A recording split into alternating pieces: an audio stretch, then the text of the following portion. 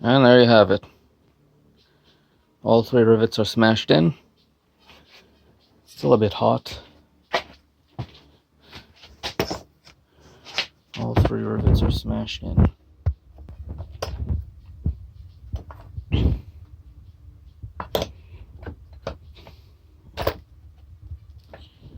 I guess I'll let it cool down a bit before I drill the hole there. So what I'll do is I'll first pass with the McDonald's bit I got from Home Hardware, and then I'll go in with one of these, and then I'll go in with the Harvington, then I'll finish with the McDonald's bit. That's going really well, really well.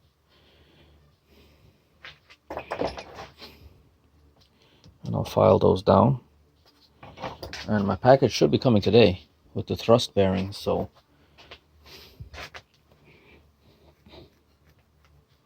maybe I could wash it today, put the epoxy and sand it smooth and see its operation. Or maybe I could get these on today.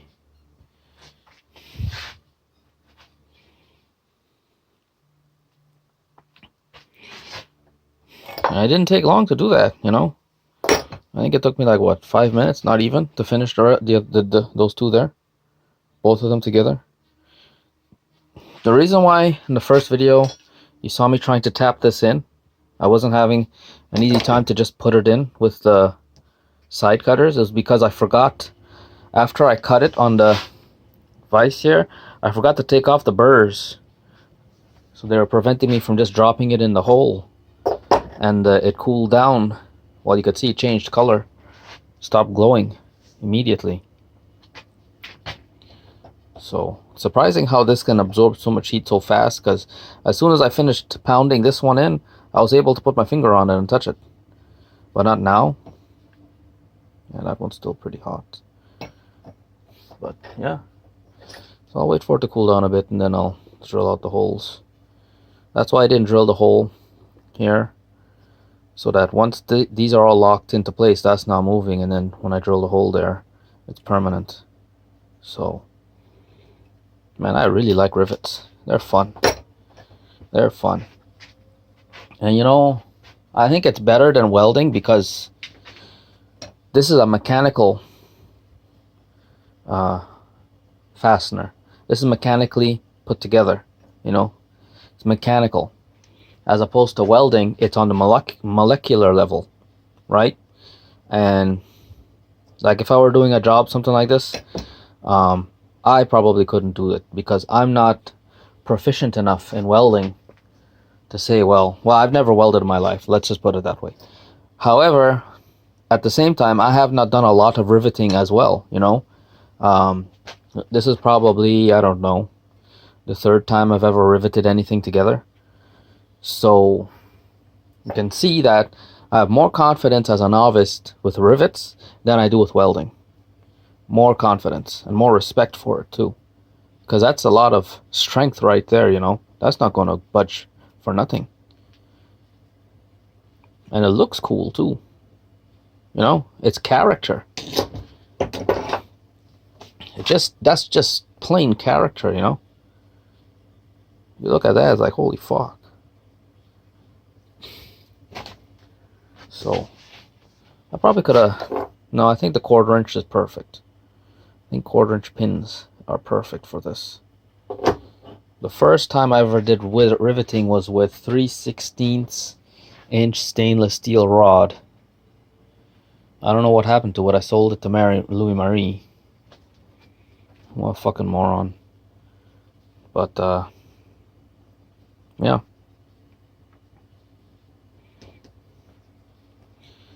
I'm happy with that. Very happy with that. So I guess once I get all that on there, I can probably start working on the gearbox maybe. Yeah, the gearbox until the thrust bearings comes. Once I get the gearbox, then I can work on this. Putting this in. I guess as soon as I finish the gearbox, I can turn my attention to painting. Because then the gearbox will be finished. These are already ready for painting. almost. I got to drill a hole there. Those need to be painted. Yeah. So I guess I'll be painting again soon. I mean, this is practically the home stretch now, you know. Once these are the only things that are that were complicated. Now, when you do the most complicated things first or get them out of the way, everything else just falls into line, because now it's just a matter of cutting it, setting up the thrust bearing, painting it, putting it in the machine, putting that shaft in the machine with the belt over it, hopefully I don't forget, and then running the chain, and then same thing here, painting that one, thrust bearing and all that, put it on the machine and mount the gearbox, and then run the chain. That's the one thing I was thinking about last night. I think this chain was giving so much trouble because it's short. It's much shorter than that chain. And the shorter the chain, especially, you see this chain, let's say it's coming off the gearbox into a bend. And right after that bend, another bend. And right after that bend, another bend. It wraps around the other drum. And then it wraps right back around the gearbox. It's always twisting. That's a lot of friction generated on this chain. You know? And from what I've seen with guys who have bikes like mine, but run the clutch, the centrifugal clutch with the small jackshaft chain, with a small chain, similar to what Ba had on his bike, the shorter the chain, the less time it has to cool down between turns. So then the chain, this heat accumulates and accumulates and accumulates, and eventually this chain fails prematurely. Especially when you consider the fact that the bearings were pressed in too tight and were not spinning free enough, so that's already putting a load on the chain. So that's why this chain fails. This one has much more wear and tear and more damage here than that one did. That one wasn't too bad, you know. And that's a big problem. That's one thing, when they designed this machine, they didn't factor that in. You know, they didn't think about that. And I mean, they probably, I don't know, the chain did the job, right? But over the long term, that's going to be something that's going to fail prematurely. The chain overheating and, you know, but we'll see with all the modifications I've done, you know. So this spins freely. I'm going to put beeswax in the chain, hopefully, and it's going to be an HG chain. I don't know if this was a heavy duty chain. Okay, we're going to see if that makes a difference. And what else? Yeah, and this is going to be be able to keep its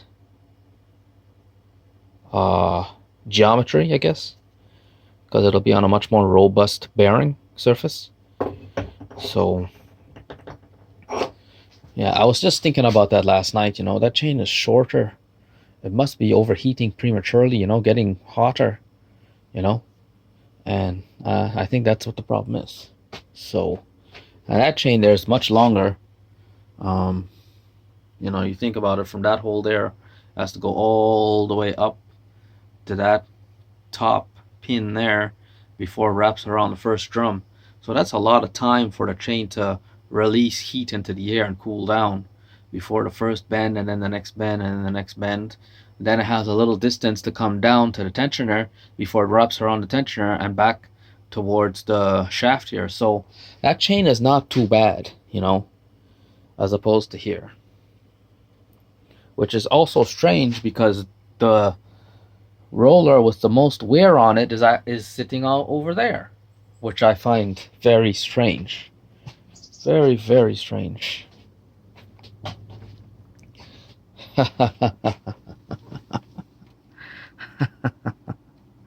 That's hilarious. That is hilarious. And yes, I do have my stove running. I do have the stove running. Obviously, it's not a warm day. I was cutting some wood. I better put that wood in the stove now. See, I cut some wood, I put it there to dry. As soon as this pizza machine is finished, I can focus on other things. You know, one thing at a time, you know. Focus on polishing the rollers and the bearings and putting them in the machine. That's done.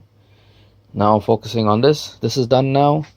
And then I'll focus on the next thing. That'll get done, hopefully. You know, only small things like the springs I might go to Rulemont Bearing and buy those springs because I don't think these are stainless steel. Oh, this thing. I could do that now if I wanted. Yeah,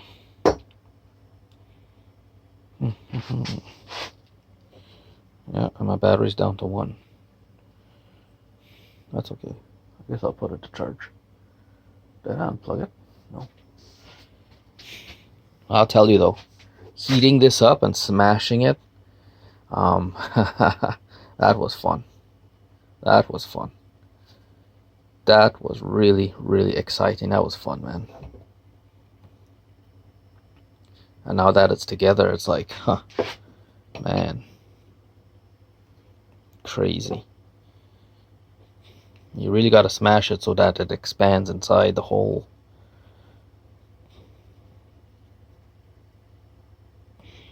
That one I did a really good job. I got it really close.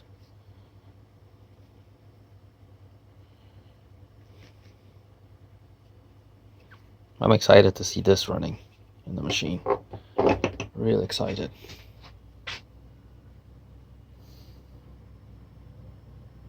So the next time, if I get another job like this to fix this machine, I'm gonna go with the thrust bearings, but with the 5/8 inch inside diameter.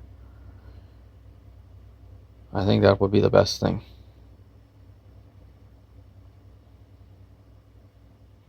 Yeah, that would have been the best thing. Because now I have to, this is going to butt up against the thrust bearing.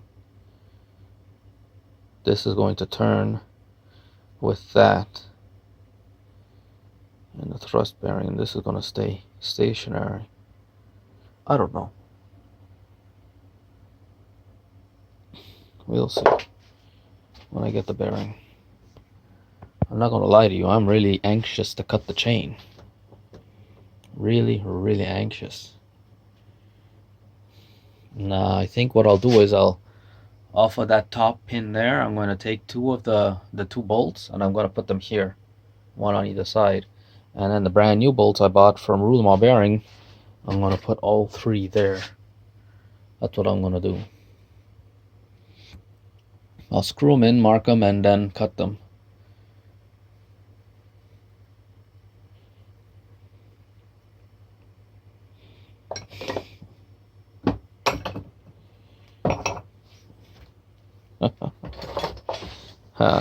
That is looking crazy. Look at that. My God. That is so boss. That is so boss.